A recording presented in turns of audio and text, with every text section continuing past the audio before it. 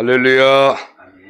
본 강의를 경청하시려고 이 자리에 오신 분들과 또 영상으로 공부하시는 여러분 모두를 사랑하고 축복합니다. 부디 마지막 때인 오늘날에 하나님께 귀한 도구로 쓰임을 받으시기를 또한 축원합니다. 오늘 강의는 지난 시간에 이어서 죄론의 7종 죄악 중에 5번째, 6번째, 7번째인 그 죄성인 질투와 태만성과 거짓성에 대해서 오늘 여러분과 함께 연구합니다. 자, 먼저 질투성에 대해서 우리 살펴보도록 합니다.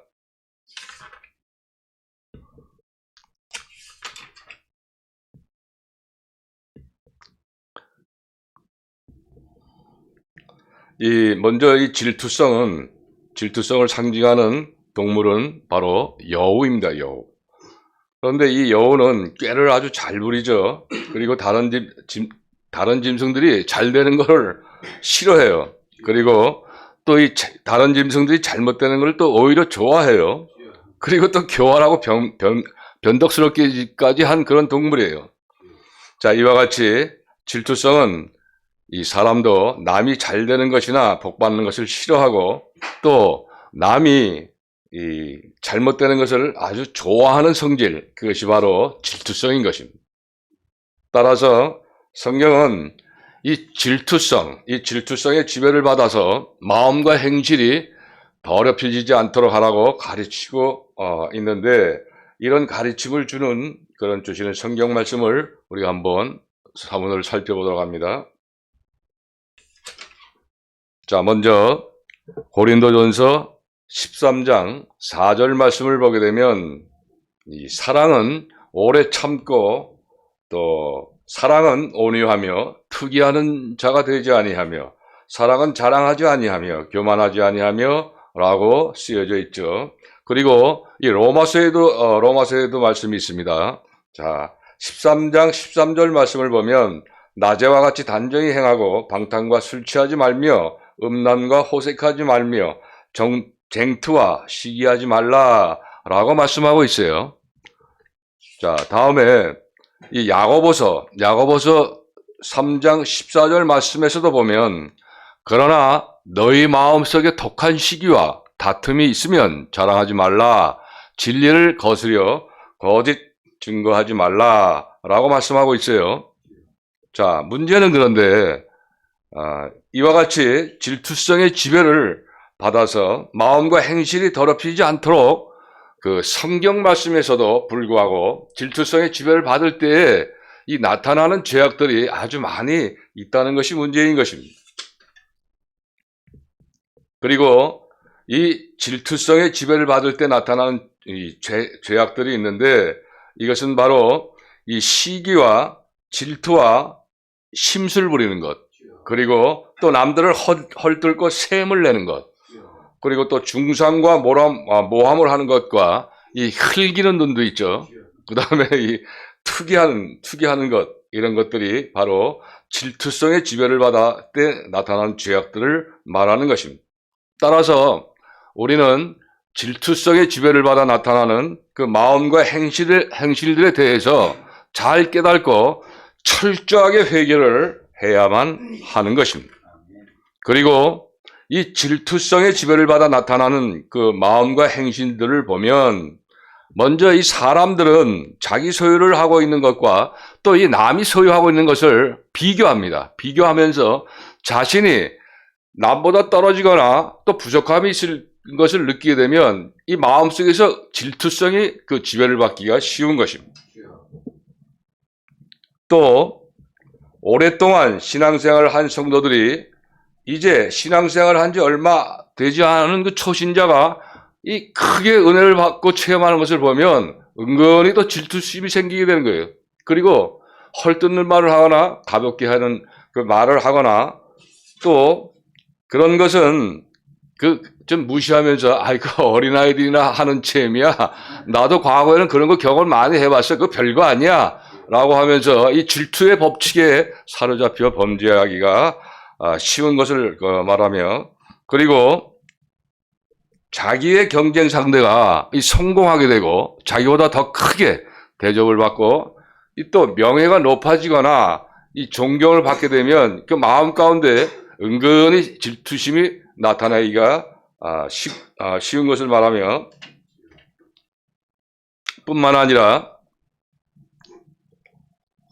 어떤 사모님이 자기 남편 되는 교육자가 이 상대가 젊고 아름다운 여자와 단둘이서 오랜 시간 동안 상담하는 것을 볼 때 생기는 이 시기심도 바로 질투성의 지배를 받는 것이며, 다른 사람이 자기보다 높아지고 잘 되는 것을 마음에 받아들이지 못하는 것이나 또 의심하는 것과 지나치게 부러워하는 것, 이것도 바로 이 질투성의 지배를 받은 것입니다.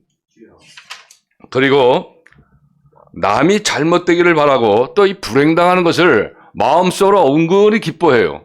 그리고 자기는 노력도 하지 않고 남이 잘 되는 것을 보지 못하는 그런 행실도 우리는 철저히 회개를 해야만 합니다.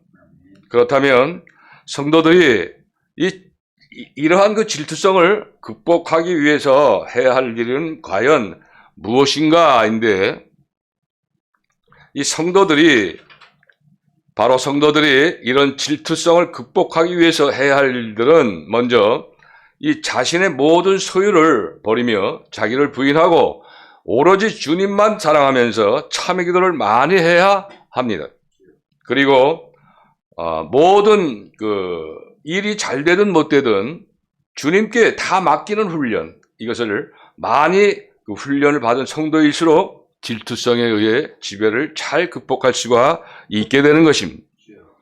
또 이 성도들은 이 질투성의 법칙이 강하게 지배하려고 할 때에 즐거워하는 자들로 함께 즐거워하고 우는 자들로 함께 울라, 로마서 12장 15절 말씀이죠. 이러한 말씀에 충실하게 순종하면서 이 성령님의 도우심으로 질투성을 극복해가면서 빠르게 영적 진보를 이룰 수가 있는 것입니다.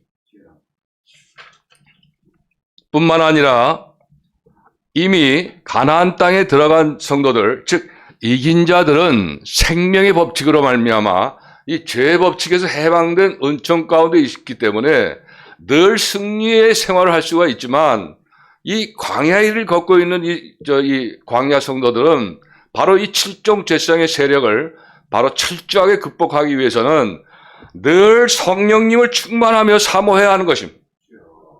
다음은 이 질투성의 지배를 받는 행실에 대하여 이제 실예를 들어서 설명하도록 합니다. 첫 번째 예화는 먼저 성경 인물로서 이 사무엘상 17장 18장 말씀을 보면 이 다윗이 블레셋과 싸움에서 이 돌맷돌로 골리앗을 이기고 큰 승리를 거두게 됩니다.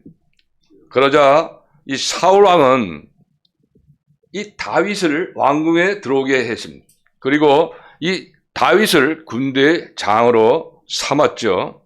그리고 그 당시에는 이방 민족들이 이스라엘을 자주 침략을 했었는데 그때마다 다윗의 군대는 연승을 하게 됩니다. 물론 하나님의 도우심이 있으셨죠. 그러자 이스라엘 백성들이 이 다윗이 승리하고 들어올 때 막 신송하는 그런 노래를 합니다. 그러다 보니까 이 사울은 천천히요, 자기 나라 왕은 천천히라고 그러고 이 군대 장관은 만만히요 하니까 이 사울이 어떻겠습니까, 여러분? 이 백성들의 노래를 듣게 된 사울 왕은 몹시 불쾌하게 생각하고 아주 심리 분노를 하는데 질투성이 막 올라오는 것이죠. 그리고 자기의 왕위가 다윗에게 뺏기지 않을 것인가 하는 그런 두려움에 강한 질투심에 사로잡히게 되고 결국은 이 해서는 안 될 다윗을 죽이고자 하는 그런 결심을 하게 됩니다. 그리고 이때부터 이 사울 왕은 기회만 생기면 다윗을 죽이려고 하였는데 여러 차례 칼이나 창을 던져서 해하고자 했지만 하나님의 섭리 가운데서 그때마다 다윗은 아슬아슬하게 피할 수가 있게 되는 것이죠. 이와 같이 사울 왕은 다윗이 이스라엘 백성들로부터 높임을 받고 칭송을 받게 된 것을 알고는 이 질투성의 자극을 받아 다윗을 죽이려고 했던 것인데, 다시 말씀드리자면 사울 왕은 이 다윗이 자기보다 더 잘 되는 것을 싫어하는 것이죠. 그리고 두려워해요. 그렇기 때문에 다윗을 볼 때마다 이 질투성에 사로잡혀서 죽이려고 했던 것임을 우리가 알 수가 있게 됩니다. 그런데 오늘날에도 이와 같은 질투심이 많은 이 질투심 때문에 많은 갈등과 불행한 일들이 생기고 있는 것이 바로 현실인 것입니다.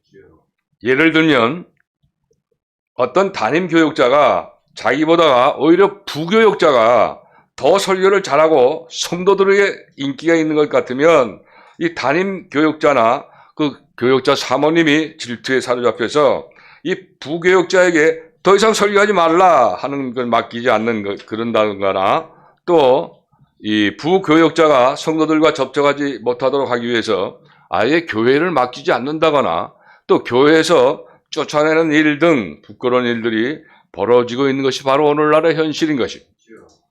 자, 그리고 이것은 비단 교회뿐만 아니라 가정에서도 이 자녀들, 자기가 키우는 자녀들도 자기 부모에게 차별 대우를 받는 것 같을 때에 바로 이 질투성에 지배를 받는 마음과 행실이 나타나 가정에 큰 불화를 일으키기도 하지요. 자, 그리고 가정뿐만 아니라 직장에서도 마찬가지죠. 직장에는 여러 단체나 모임 중에서도 이 질투성으로 말미암아 이 죄를 범하는 경우가 아주 다반다사합니다. 자, 또 교회 안에서도 이 담임 교육자의 총애를 많이 받는 성도들과 적게 받는 성도들 간에 서로 불화나 갈등이나 시험이 생기는 것도 바로 이 질투성의 자극을 받아 나타나는 것인데, 이러한 질투성에 지배를 받아 나타난 죄악들을 철저히 회개하면 영적 진보가 아주 빠르고 하늘나라에서 큰 상급을 받게 될 것입니다.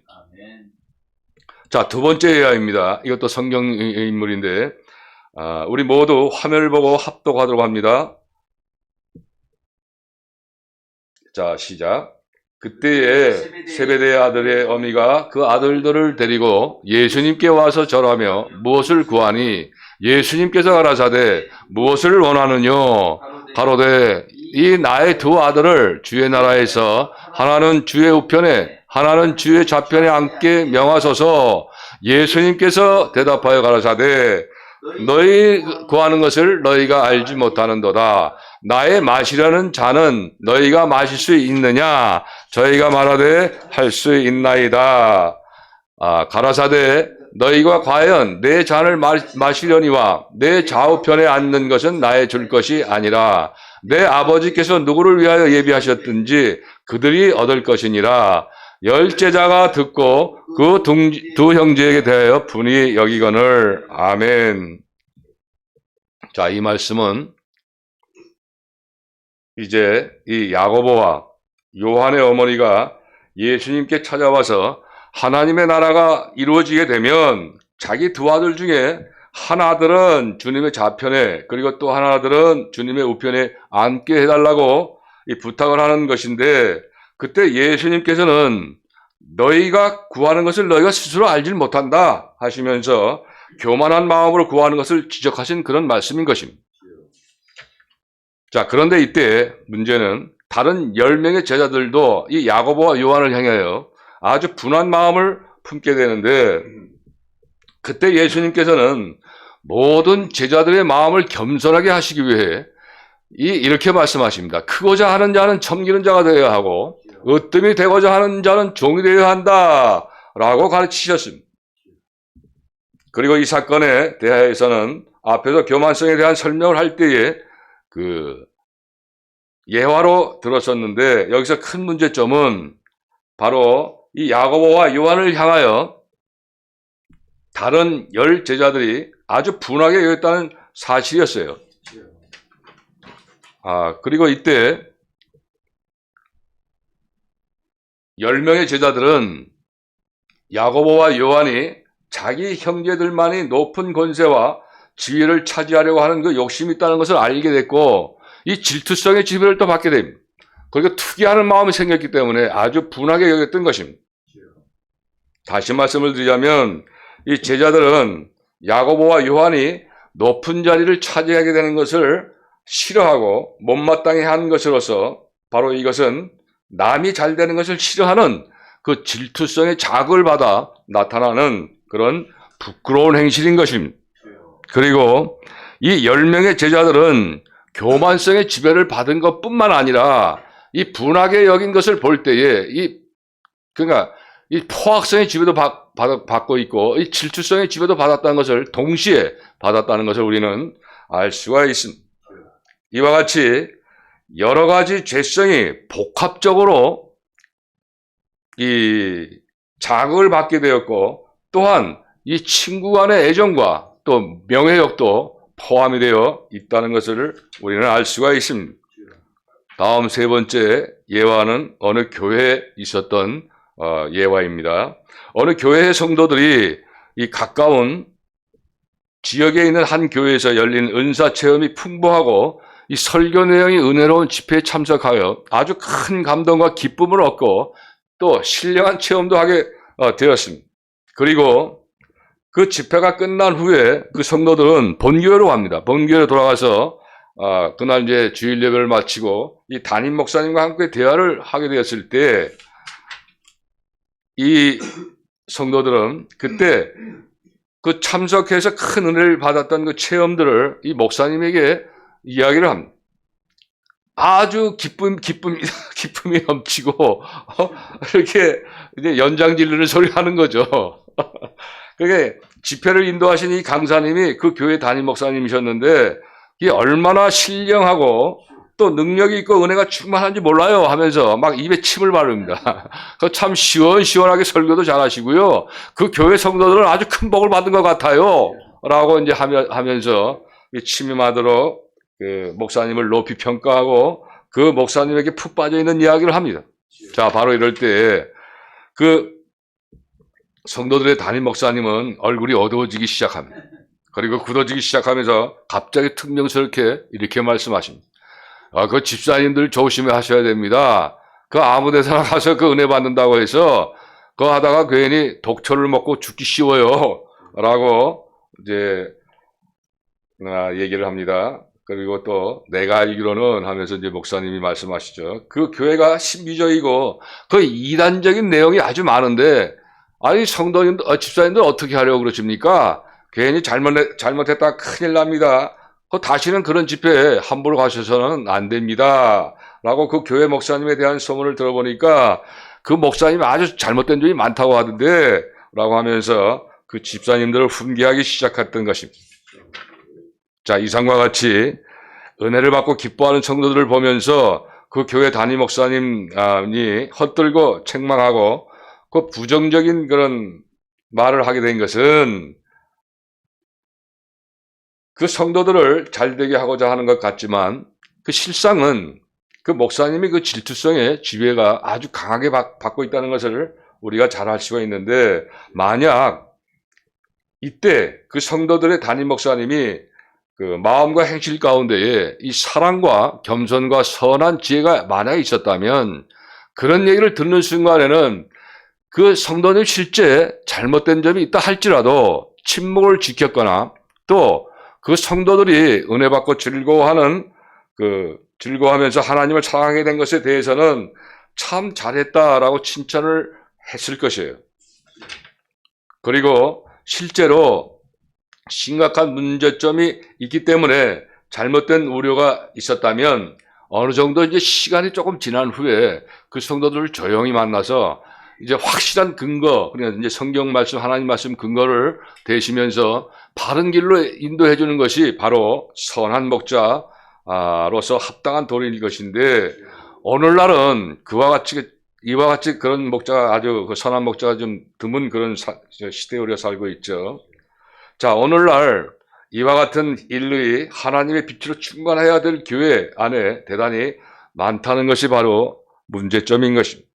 자, 그리고 만약에 이러한 질투성의 지배를 받아 나타나는 그 부끄러운 행신들이 있다면 모두가 철저하게 회개하는 역사가 일어나야 할 것이며, 이러한 경우 외에도 교회 안에서 음악이나 미술, 체육을 잘하거나 또 기도를 잘하거나 봉사를 잘하는 성도들이 자기보다 더 잘되거나 높임을 받거나 칭찬을 받는 다른 성도들을 향해서 은근히 또 은밀하게 질투성의 지배를 받고 죄를 범하는 경우가 아주 많은데, 이것을 철저하게 회개해야 합니다. 왜냐하면 사람이라는 것은 원래 본능이 그렇기 때문에 기회가 주어질 때에 그러한 그 죄성들이 자꾸 나타나게 되어 있어요. 그러나 그럴 때일수록 바로 그 즉석에서 회개통의 자복을 할 때에 점진적으로 내가 거룩하니 너희도 거룩하라는 그 말씀을 쫓게 되는 것입니다.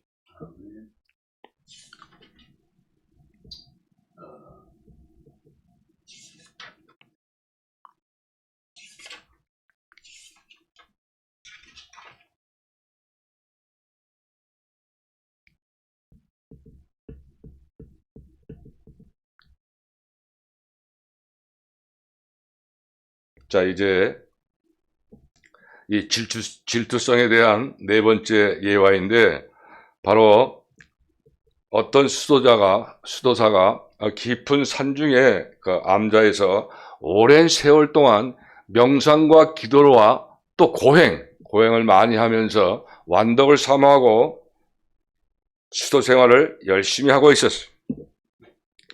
그리고 그 동생, 형제가 둘이 이제 아주 그 수도자에 있었는데, 그 동생은 카톨릭 신부가 되어 성직자 생활을 하고 있었는데, 어느 날 마왕을 비롯한 수많은 마귀들이 이 수도자의 영적 생활을 방해하고자 활동을 하게 됩니다. 자, 이때 마왕은 부하 마귀들에게 명령하기를 그 수도자로 하여금 범죄해서 절망에 빠지게 만들라고 명령을 합니다. 때로는 그러자 이 부하 마귀들이 그 수도자의 마음과 몸을 괴롭히며 공격을 하기 시작을 합니다. 때로는 음탕한 여인으로 이제 변장을 해서 나타나서 미혹하기도 하고, 또 때로는 이 세상 쾌락을 즐기는 모습을 또 이 환상으로 보여주기도 하면서 여러 가지 방법으로 유혹을 했지만 그 수도자는 끄떡도 하지 않았던 거예요. 자, 결국 마귀들이 그 수도자를 미혹하는 데 실패를 합니다. 그리고 돌아갔어요. 돌아가서 그 마왕을 보게 될 때 그 마왕이, 그러면 야, 내가 한번 그 수도자를 시험해 보겠다고 하면서 쏜살같이 그 수도자에게 달려가서 귀에다 속삭 합니다. 아, 여보, 당신의 그 동생이 지금 로마에서 주교가 돼서 많은 사람들로부터 존경과 신을 받고 있다라고 속삭였을 때에 이 거룩하고 경건한 것 같았던 그 수도자는 갑자기 감고 있던 눈을 갑자기 뜨면서 아니 그놈이 벌써 주교가 되다니 라고 하면서 이제 흥분을 이제 하게 된 것입니다. 그 모습을 본 그 마왕은 아주 통쾌하게 웃으면서 떠나갔다는 이 실화입니다. 여기에서 우리는 그 수도자가 이 성직자가 된 동생과 또 무의식 중에서 경쟁의식이 있다는 것을 우리는 쉽게 알 수가 있습니다. 그렇기 때문에 이 질투심의 그 법칙이 마음속에서 나타났고, 자기 동생이 높은 사람으로 성공했다는 말을 듣게 될 때에 즉각적으로 이 질투성이 올라오는 죄를 범하게 되었다는 것도 우리가 알 수가 있습니다. 자, 끝으로 이 질투성에 대해서 정리를 합니다. 우리는 지금까지 이 질투성에 대해서, 그리고 질투성의 지배를 받아 마음과 행실이 더럽히지 않도록 하라는 가르침을 주는 성경 말씀들과 또 질투성의 지배를 받을 때에 이 나타나게 되는 죄악들과 또 질투성의 지배를 받아 나타나는 마음과 행실들, 그리고 성도들이 질투성을 극복하기 위해서 그 해야 할 일들과 질투성의 지배를 받아 행실을 대하여 우리가 신뢰를 들어가며 설명을 했습니다. 다음은 오늘 강의 두 번째 대지인 태만성에 대해 살펴보도록 하겠습니다. 자, 이 태만성을 상징하는 그 동물은 바로 자라입니다. 자라. 이 자라는 그 자기가 위협을 느낄 때, 또 손해를 보게 됐을 때 목과 다리를 움츠리고 싹 돌덩어리 같이 움직이지 않고 가만히 있어요. 자, 그러다가 이제 그 환경이 조용하고 아무 일이 없을 때에는 다시 목을 내밀고 두리번거리면서 느린 행동으로 이 활동하는 것과 같이 이 태만성은 어떤 손해를 보거나 희생을 당하거나 고통받거나 피해를 당하게 되면 열심을 내던 이 사람들도 갑자기 자라처럼 움츠려들어서 해야 할 일을 하지 않게 하는 성질을 말하는 것입니다. 따라서 이 태만성의 지배를 받는 마음과 행실에 대한 하나님의 교훈은 바로 태만성의 지배를 받는 마음과 행실을 철저하게 회개하면서 항상 깨어 근실하며 부지런한 생활을 하라고 성경은 가르쳐 주고 있습니다. 그리고 이제부터 이 태만성의 지배를 받는 마음과 행실을 철저히 회개하면서 항상 깨어 근실하며 부지런한 생활을 하라는 성경 말씀들에 대하여 살펴보도록 하겠습니다. 먼저 로마서 12장 11절 말씀을 보면 부지런하여 게으르지 말고 열심을 품고 주를 섬기라 라고 말씀을 하고 있습니다. 그리고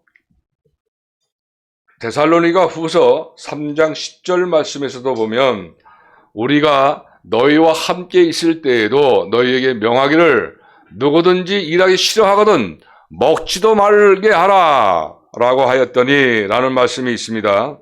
자, 또 뿐만 아니라 구약성경 잠언에서도 21장 25절 말씀을 보면 게으른 자의 정욕이 그를 죽이나니 이는 그 손으로 일하기를 싫어함이니라 라고 말씀하고 있고, 뿐만 아니라 잠언 13장 4절 말씀에서도 보면 게으른 자는 마음으로 원하여도 얻지 못하나 부지런한 자의 마음은 풍족함을 얻느니라 라고 말씀하고 있는데, 문제는 이와 같이 항상 근신하며 부지런한 생활을 하라는 성경 말씀에도 불구하고 태만성의 지배를 받을 때 나타나는 죄악들이 아주 많이 있다는 것이에요.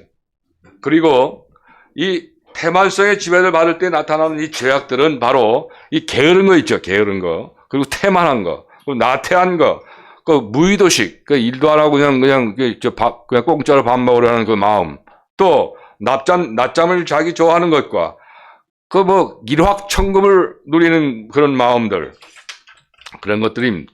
따라서 우리는 태만성의 지배를 받아 나타나는 이 마음과 행실에 대하여 잘 깨닫고 철저하게 회개해야 하겠습니다. 그리고 다음은 이 태만성의 지배를 받아 나타나는 마음과 행실들에 대해 살펴보게 되는데, 먼저 이 태만성은 이기주의나 수면욕과 친밀한 관계가 있기 때문에 이 죄성의 지배를 받게 되면 이 생활 가운데 항상 이기적이고 나태한 어두움의 열매를 맺게 되는 것입니다. 그리고 이 태만성의 지배를 받아 나타난 죄악들 가운데에는 기회주의적인 행실도 포함이 되는데, 이 기회주의란 자신에게 이익이 있을 때, 또 필요할 때에는 열심히 하고, 또 필요가 없거나 손해를 보거나 고통을 당하고 희생당할 것을 예상을 딱 하게 될 때는 마치 자라목과 같이 뒤로 물러가서 움츠리고 숨어버리는 것입니다. 또한 이 태만성은 자기의 이익만을 추구하는 이기주의와 상당히 밀접한 관계가 있기 때문에 이 아집성과 함께 죄를 범하기도 하며, 이 태만성은 졸음과 또 깊은 관계가 있어요.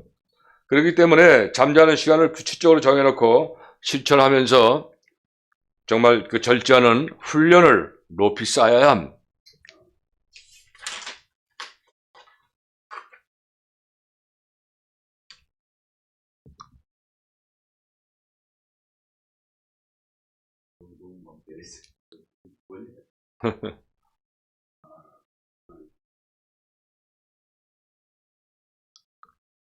뿐만 아니라 이 성도들이 시험 받을 때에는 열정적이고 적극적으로 기도하면서 또 봉사하고 경건한 생활을 잘 하지만 육신이 편하고 환경이 좋게 되면 경건한 생활이 게을러지는데, 이것도 바로 태만성의 지배를 받는 부끄러운 행실인 것입니다.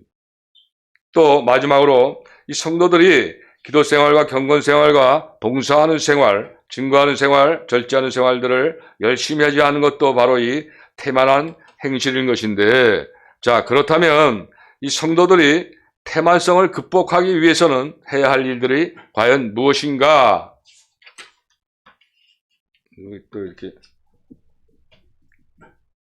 라는 것인데, 따라서 이 성도들이 태만성을 극복하기 위해서 해야 할 일들은, 먼저 이 태만성은 모든 일을 좀 더 천천히 하도록 유도하며 결국 중단시키기까지 합니다. 그리고 이 남에게 미루거나 다음 시간으로 미루기를 잘하는 성도들은 이 태만성의 지배를 받기 쉬우므로 충성의 열매를 맺기 위한 영성 훈련을 많이 받아야 합니다.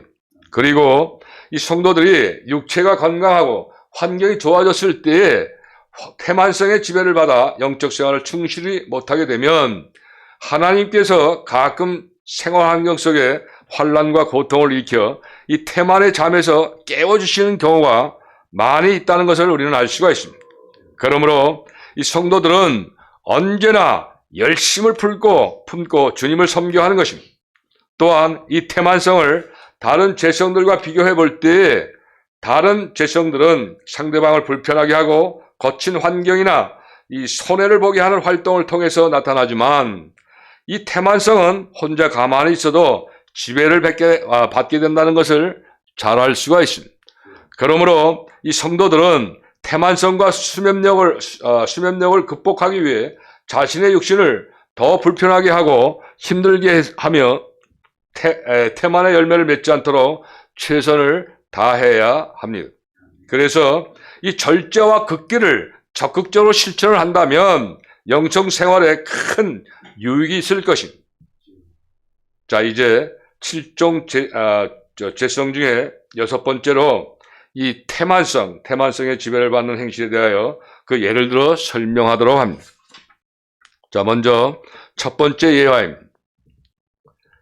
사사기 16장 말씀을 보면 삼손에 대한 말씀이 기록되어 있어요. 자, 이 삼손은 사사들 중에 한 사람이었었는데, 블레셋 사람으로부터 그 이스라엘 백성들이 질밟혀 고통을 당하고 있을 때에 그 힘이 센 장사로서 백성들을 구할 수 있도록 세움을 받은 바로 하나님의 종이었었습니다.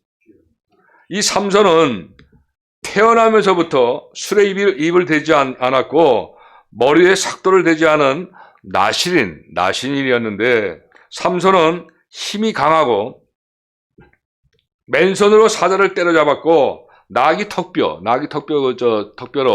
블레셋 군사들을 무려 1,000명이나 쳐서 죽이기까지 했습니다. 보통 힘이 아니죠. 자, 그런데 그 후 삼손은 그 드릴라라고 하는 그 블레셋 기생에게 미혹을 당하게 됩니다. 그러다 보니까 사사로서의 사명을 온전히 감당하지 못하고 드릴라의 품속에서 정력적인 쾌락과 색욕을 즐기며 태만에 깊이 빠지게 되는, 결국 삼손은 이 기생 드릴라의 유혹에 넘어가 나신인으로서 지켜야 할 비밀, 그러니까 즉 자신의 큰 힘, 이 힘이 삭도를 대지 않는 그 긴 머리 있다는 것을 말하게 돼요.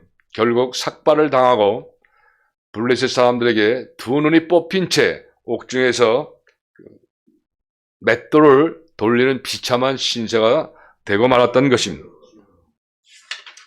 그 후에 이 블레셋 방백들과 수많은 무리들이 다른 신전에 모여 다곤에게 제사하고 삼손을 끌어내어 희롱을 하여 그 신전의 기둥을 그때에 그 신전의 기둥을 무너뜨리게 됩니다. 여호와여, 한 번만 저에게 기회를 주십시오 하고 그 기둥을 있는 대로 힘을 다해서 씻었을 때 그 안에 있던 그냥 그 신전 안에 모여있던 그 수많은 블레셋 사람들이 결국은 죽고 자신도 함께 숨을 거두게 된다는 그런 말씀이 그러자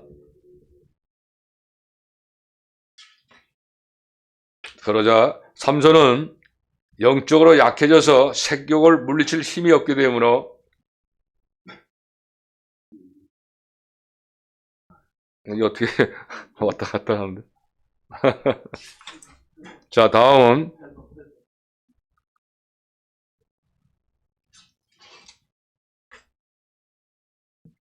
자, 이와 같이 우리들의 태만성은 육체적인 쾌락과 편안함만을 추구하게 만들었고 결국은 망하게 되는 결과를 가져오게 됐던 것입니다. 자, 다음은 두 번째 예화로, 이것도 성경 말씀의 예화입니다. 사도행전 20장 7절에서 12절 말씀을 보게 되면 사도 바울께서 이 드로아 사역에서 성도들에게 밤새도록 하나님의 말씀을 증거하고 있을 때에 일어났던 사건에 대해서 기록하고 있습니다. 자, 이때 사도 바울이 3층 누각에서 강론을 하고 있습니다. 밤이죠, 밤새도록. 그때에 유두고라고 하는 청년이 이 창문에 걸터 앉고 있다가 졸고 있었어요. 자, 이때 사도 바울의 강론이 오랫동안 지속되므로 이 청년은 그냥 꾸벅꾸벅 졸다가 그 난간에서 떨어지게 됩니다. 떨어지게 해서 죽게 되었어요. 죽었어. 그때 사도 바울이 기도를 함으로써 이 하나님께서 기적을 베풀어 주셔서 유두고는 다시 살아나게 됩니다. 자, 여기에서 이 유두고는 사도 바울의 강론을 듣던 중에 바로 이 태만성과 수면력의 지배를 받아 3층 누각 창문에서 떨어져 죽게 된 것인데, 우리들은 바로 이러한 사건을 볼 때에 이 태만성이 얼마나 사람들을 큰 불행 속에 빠지게 하는가를 우리가 알 수가 있습니다. 따라서 우리 성도들은 이 태만성이나 수면력, 이 지배를 당하지 않도록 하기 위해 항상 깨어 적극적인 노력을 해야만 우리 영성생활에 큰 진보가 있게 되는 것임을 알 수가 있게 되는데, 오늘날에도 문제는 이와 같이 설교 중에 말씀을 잘 듣지 않고 졸다가 이 진리를 깨닫지 못하고 큰 손해를 보거나 시험을 받는 그런 성도들이 많이 있는 그런 실정입니다. 그리고 주일 예배 때나 또 설교 시간이 되면 아예 습관적으로 상습적으로 눈을 감고 듣는 척 하면서 고개는 끄덕끄덕해요. 듣지도 않으면서. 그러면서 잠을 자는 아주 유능한 그런 성도들이 많이 있어요. 그러니까 이러한 성도들은 바로 이 삼손이나 유두고 같이 큰 시험과 불행에 빠지게 되는 경우가 많다는 것을 알아야 합니다. 실제가 그렇습니다. 그런 성도들에게 마귀가 가만히 있지 않습니다. 자꾸 말을 일으켜서 당신 최고야. 얼마나 묘면에서 그 기회를 해가면서 자꾸 북돋아주는 게 바로 사탄이 하는 짓인데, 결국은 나중에 큰 불행을 빠지게 되는 경우를 우리가 많이 보게 되죠. 세 번째 예화.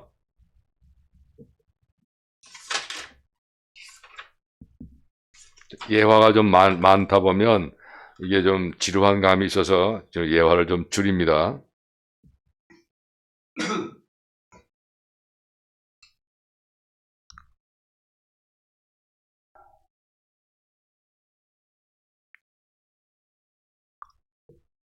이 성도들이 태만성을 극복하기 위해서 해야 할 일들은 대해서 우리가 이제 이 태만성을 정리해 봅니다. 우리는 지금까지 태만성과 태만성의 지배를 받는 마음과 행실에 대한 하나님의 교훈, 그리고 성경에 대한 말씀, 그리고 태만성을 지배를 받을 때 나타나는 죄악들과 태만성의 지배를 받아 나타나는 마음과 행실들과 성도들이 태만성을 극복하기 위해서 해야 할 일들에 대해서 알아보았고, 또 이 태만성의 지배를 받은 행실에 대하여 두 가지 예를 들어 설명했고 살펴보았습니다. 자, 이제 7종 죄성 중에 마지막으로 이 거짓성에 대하여 살펴보도록 합니다. 먼저 이 거짓성을 상징하는 동물은 바로 뱀입니다. 뱀인데 이 뱀의 혀끝은 두 갈래로 갈라져 있죠. 자, 바로 이것은 진실과 하나는 진실을 얘기하고 하나는 거짓을 얘기한다는 그런 뜻인데, 한 입으로 자유롭게 그 진실과 거짓을 말할 수 있는 그런 상징적인 의미가 있습니다. 그리고 뱀은 마귀에게 이용당하여 에덴 낙원에 있던 그 하와를 유혹하고 하나님의 명령에 불순종하게 해서 타락시킨 그런 동물이기도 합니다. 자, 따라서 성경은 이 거짓성의 지배를 받지 않도록 하라고 가르치고 있는데, 자, 이제부터는 이런 가르침을 주시는 그런 성경 말씀들을 하나하나 살펴보도록 합니다. 먼저 이 거짓성의 지배를 받지 않도록 하라는 가르침을 주시는 성경 말씀의 화면을 보고 우리가 합독하도록 합니다. 에베소서 5장 6절 말씀을 보면 말씀입니다. 시작. 누구든지 헛된 말로 너희를 속이지 못하게 하라. 이를 인하여 하나님의 진노가 불순종의 아들에게 임하나니. 아멘. 다음은 갈라디아서 5장 19절에서 20절 말씀입니다. 다 같이 합독하도록 합니다. 네, 다시. 자, 시작. 육체의 일은 현저하니 곧 음행과 더러운 것과 호색과 우상 숭배와 술수와 원수 맺는 것과 분쟁과 시기와 분냄과 당짓는 것과 불리함과 라고 아멘 라고 말씀하셨죠. 자, 다음은 또 요한계시록 22장 15절 말씀입니다. 자, 시작. 개들과 술객들과 행음자들과 살인자들과 우상 숭배자들과 및 거짓말을 좋아하며 지혜하는 자마다 성벽에 있으리라. 자, 다음은 로마서 12장 9절 말씀입니다. 자, 사랑엔 거짓이 없나니 악을 미워하고 선언에 속하라. 아멘. 마지막으로 베드로전서 1장 22절 말씀입니다.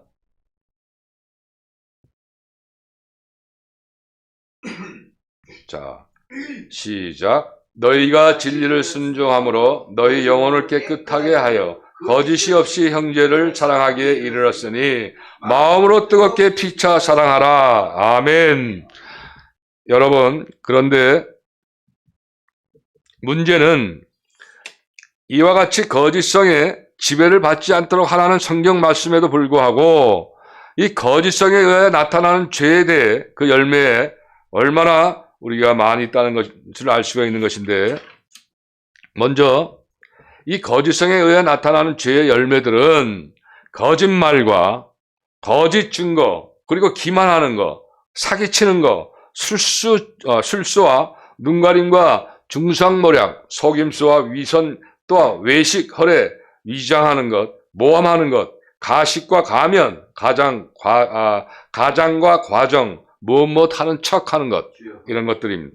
따라서 우리는 이 거짓성의 지배를 받아 나타나는 마음과 행실들에 대하여 잘 깨달아야 합니다. 그리고 철저하게 회개하는 삶을 영위해야만 하는 것인데, 이 거짓성의 지배를 받아 나타나는 그 마음과 행실들을 보면 먼저 이 남을 해하려고 할 때나 손해보지 않으려고 할 때나 이익을 추구할 때, 또 발뺌을 하려고 할 때나, 그리고 위태로운 상황에 처해 있을 때, 이 바로 거짓성의 지배를 받기가 아주 쉬운 것입니다. 그리고 좋은 결과를 얻기 위해서나 다른 사람을 잘되기 위하여 소개해 줄 경우에 또 지나치게 과장하거나 거짓말하는 것도 바로 이 거짓성의 지배를 받는 행실인 것입니다. 또 이 여호수아서 2장 말씀에 나온 바와 같이 이 기생 라합이 전탄꿈들을 숨겨놓고 찾는 사람들에게 모른다고 이 거짓말했던 것도 회개할 죄악입니다. 어느 목사님들은 뭐 선의 거짓말 이런 거 없어요, 여러분. 그 괜히 명분 세워서 자기를 합리화시키라고 하는 것인데 절대 그것도 거짓말한 것처럼 회개를 해야 합니다. 또 창세기 38장에서 그 유다의 며느리 그 다말이 창기를 변장을 하고 자기 시아버지를 속였던 일도 반드시 회개해야 하는 것입니다. 뿐만 아니라 이 사람들이 흔히 말하는 이 3대 거짓말 있죠. 장사꾼이 손해보고 판다는 거. 또 처녀가 나 시집가고 싶지 않다는 말. 또 노인들이 나 빨리 죽고 싶다는 말. 이런 것들이 아주 쉽게 나오는 3대 거짓말들인 것입니다. 근데 저는 나이가 이렇게 많은데 저는 빨리 죽고 싶다 이런 말보다 빨리 천국 가고 싶다 하는 생각은 아주 강해요. 자, 마지막으로 설교하시는 분들이나 이 부흥 강사님들이 이 성도들에게 유익을 주겠다는 명분으로 그 없었던 일, 그걸 있었던 것처럼 거짓 증거하거나 또 과장하거나 자신의 생각을 정당화하고자 거짓된 이화를 만들어 증거하는 것도 바로 이 거짓성의 지배를 받는 죄이기 때문에 철저하게 참회를 해야 합니다. 저는 선교 사역을 지금 동안 약 12년 동안 해왔는데 처음에 이 선교 그 보고를 할 때 그냥 막 과장하게 됩니다. 그냥 예를 들어서 10명에게 복음을 증거했다 그러면 100명에게 증거했다는 말이 쉽게 나오고 그래서 이거 안 되겠구나 하고 회개를 많이 한 적이 있지만 실제가 그렇습니다. 이 특별히 간증 하는 경우 또 무슨 선교 보고 할 때에 과장을 많이 하게 됩니다. 왜냐하면 그렇게 해야만 덧보이고 그렇게 해야만 계속 후원에 이게 연결이 이어지고 사실대로 실질대로 이야기하다 보면 모든 게 다 끊어져 버려요. 그래서 그것도 바로 마귀가 유혹하는 것인데 그런 것을 손해보는 한이 있더라도 철저하게 회개해가면서 진실대로 실질대로 우리가 하나님 앞에서 증거하거나 또 간증하거나 선교 보고할 때에 철저하게 거짓말을 해서는 안 되는 것입니다. 결국 손해를 많이 봐요. 거짓말하게 되면. 저도 주위에 많은 선교사들 다 이제 나이 차서 이제 그만둔들 보면 정말 비참해요. 빗댄 얼굴이 안 보여요. 그냥 축 처져가지고 그게 결국은 행한 대로 거두게 되는 그런 것들인데, 자, 그렇다면 이제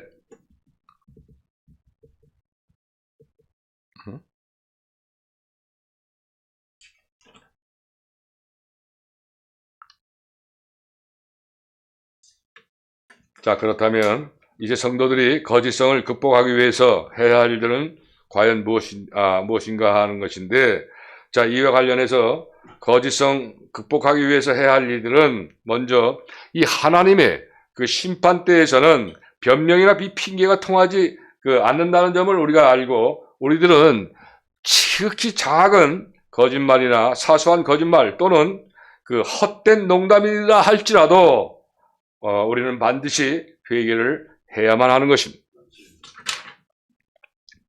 자, 우리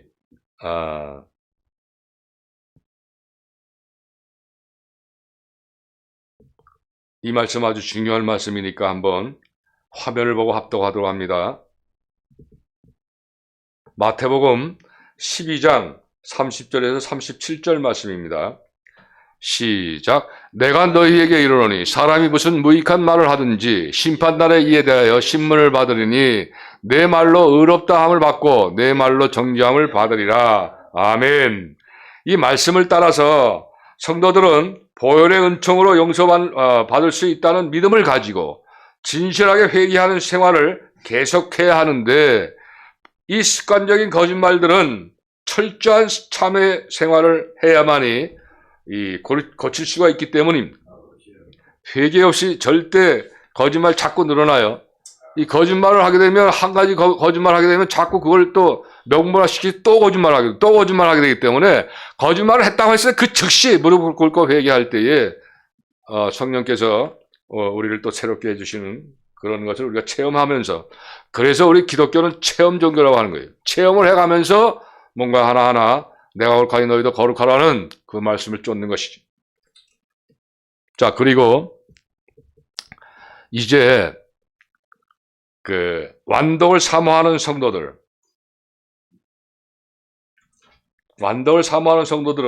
이 성도들도 자기의 마음이나 행실 가운데 숨어있는 그 사소한 거짓말이나 농담, 그리고 습관적으로 거짓성의 지배를 받아 나타나는 죄악들을 철저하게 성찰하고 회개해야만 하며, 성도들은 다른 사람들의 생명과 명예와 권리를 위한다는 명분일지라 할지라도 거짓말을 했다면 그 즉시 회개해야 하며, 또 하나님을 위한다는 명분으로 아무리 작은 거짓말을 했을지라도 용서받아야 할 죄라는 것을 반드시 깨달아야 합니다. 자, 이제 오늘 강의 끝으로 거짓성의 지배를 받은 행실에 대하여 예를 들어 설명하도록 합니다. 첫 번째 예화는 성경 인물로서 이 아나니아와 삽비라 부부의 예화입니다. 성경 말씀이죠. 사도행전 5장 1절에서 11절 말씀을 보면 이 아나니아와 삽비라의 이야기가 기록되어 있는데, 이들은 성령께서 처음 강림하신 후에 커다란 은혜 체험을 하고 하나님이 살아계심을 분명히 확신하게 됩니다. 그리고 그렇게 해서 마음이 뜨거워진 나머지 그 다른 성도들처럼 자기들도 가지고 있던 땅을 팔아서 하나님께 바치도록 결심을 합니다. 그때 초대교회는 이 모든 성도들이 이제 예수님이 곧 재림할 테니까 우리 있던 거 모든 거 다 팔아서 우리 공동생활을 합시다, 이런 때였었어요.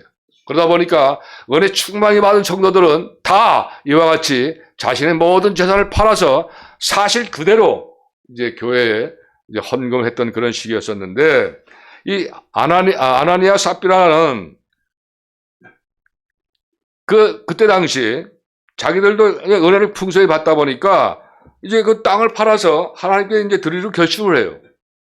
그러다가 마귀의 유혹이 또 슬슬 아까운 유혹이 생기다 보니까 이 아나니아는 그 아까운 마음이 생겨서 땅을 판 돈 일부를 감추게, 그리고 사도들 앞에 가지고 와서 이 돈이 땅판 값의 전부라고 속이면서 사도들 앞에 바치게 됩니다. 이럴 때 성령을 속인 그 죄로 하나님의 징계를 받아 죽임을 당하게 됩니다. 또 아나니아를 장사한 직후에 그 아내 삽비라가 교회에 들어와서 그녀도 역시 바친 돈이 땅값 판값의 전부라고 속였기 때문에 그 아내 삽비라도 그 즉시 하나님의 징계로 죽임을 당하게 됩니다. 그런데 여기서 아나니아와 삽비라를 동정할 수는 있지만, 그래도 이 땅을 판 돈의 일부를 바치면서도 전부 다 바친 것처럼 말한 것은 분명히 사탄 마귀의 아주 큰 죄성인 거짓말인 것입니다. 다시 말씀드리자면 아나니아와 삽비라는 은혜 받은 성도들로서 하나님께 모든 것을 아낌없이 바치겠다는 결심을 하였으나, 이 순간적으로 그 아까운 마음이 생겨서 거짓성의 지배를 물리치지 못하고 거짓말을 하여 죽임을 당하게 되었다는 것입니다. 그리고 저는 이 아나니아와 삽비라의 예화를 성경책에 보면서 참 정말로 어처구니 없다 하는 생각이 들어가요. 하나도 차라리 안 바치고 그냥 나 실제대로, 그냥 그렇게 하던가 아까우면 그래야 되는데, 반만 바치고 반은 자기가 주머니에 넣었다는 것은 참 거의 조금 이제 이해가 안 되는데, 자, 이러한 경우에 성도들은 거짓말을 해서라도 전부 바친 것처럼 위장하려는 미혹에 빠지기 쉬우므로 이 사실대로 땅값의 일부만 바친다고 하는 정직한 말을 할 수 있도록, 그러니까 이렇게 되는 거예요. 아나니와 삽비라도 사실은 저희가 밭하고 다 판 돈이 100불인데 제가 이제 우리가 사용도 해야 되고 또 우리 자녀들 가정교육도 시켜야 되고 하기 때문에 50%만 우리 교회 헌금하겠습니다. 이러는 거예요. 차라리. 그러면서 그래야 바로 영적 훈련을 철저히 받게 된다는 거예요. 사실 그대로 어떤 명분을 세우거나 어떤 자기 체면을 세우기 위해서 거짓말해서는 절대 안 된다는 것인데, 오늘날 우리 이 교회 강단에서 얼마나 이런 것들이 많습니까, 여러분? 철저히 회개해야 합니다. 따라서 이와 같이 성도들은 거짓을 버리고 정직한 생활을 하기 위해서 손해를 보거나 또 고통을 당하고 또 희생할 각오를 단단히 가져야만 합니다. 십자가의 고난이 바로 그런 것입니다. 좁은 길이 바로 그런 것입니다. 좁고 협착한 길이 바로 그런 것입니다. 십자가의 고난과 함께하는 그런 각오를 단단히 해야만 이 사악한 차탄 마귀의 유혹에서 뿌리칠 수가 있습니다. 자, 그리고 두 번째 예화, 이것도 성경 말씀의 예화인데, 사무엘상 21장을 말씀을 보면 다윗이 사울 왕에게 쫓겨서 블레셋 가드왕 아기스에게 망명을 할 때가 있었어요. 그때 사건이 기록되어 있는데, 이때 다윗을 본 아기스의 그 왕의 신하들은 저 다윗이 이제 그 순간만 쫓김만 면하게 되면 장차 우리나라를 칠 것인데 하면서 그 신하들은 굉장히 두려움에 떨면서 그런 이야기를 이제 아기스 왕한테 할 때에 다윗은 미친 척합니다. 이때 위급한 상황을 눈치채고 마음이 약해진 다윗은 가드왕에게 죽임을 당하지 않을까 염려되어서 왕 앞에서 침을 흘리며 미친 척을 하게 됩니다. 그러자 이 아기스 왕은 다윗을 미친 사람으로 취급하고 추방하게 되었고, 그때 다윗은 아들람 굴로 도망가서 이스라엘 왕국의 기초가 될 수 있는 그런 부하 용사들 450명 정도의 양성하게 되었죠. 자, 이상과 같이 다윗은 범죄하기 쉬운 기회에, 즉 목숨이 위태로운 상황이 있을 때에 거짓성의 지배를 받아서 정신이 온전해도 불구하고 미친 척한 거예요. 죄를 범했다는 거예요. 그것도 철저하게 회개해야 할 그런 죄악이라는 것입니다. 자, 그러나 여러분, 아무리 다윗과 같은 상황에 당면했을 경우 성도들은 어떠한 어려움을 겪을지라도 하나님께서 함께 하심을 믿고, 다니엘의 세 친구가 풀무불 앞에서도 정직하고 용감했던 것 같이 우리들은 정직한 생활을 해야만 하는 것입니다.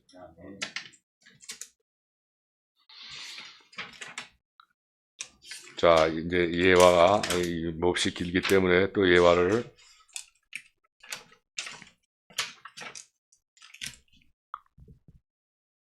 자, 오늘 강의 7종의 죄성에 대한 마지막 거짓성 끝으로 정리를 하면, 우리는 지금까지 이 거짓성과 거짓성의 지배를 받지 않도록 하라는 가르침을 주는 성경 말씀들, 그리고 거짓성에 의하여 나타나는 죄의 열매들과 이 거짓성의 지배를 받아 나타나는 그 마음과 행실들과 거짓성을 극복하기 위해서 해야 할 일들과 그리고 이 거짓성의 지배를 받는 행실에 대하여 예를 들어서 우리가 살펴보았습니다.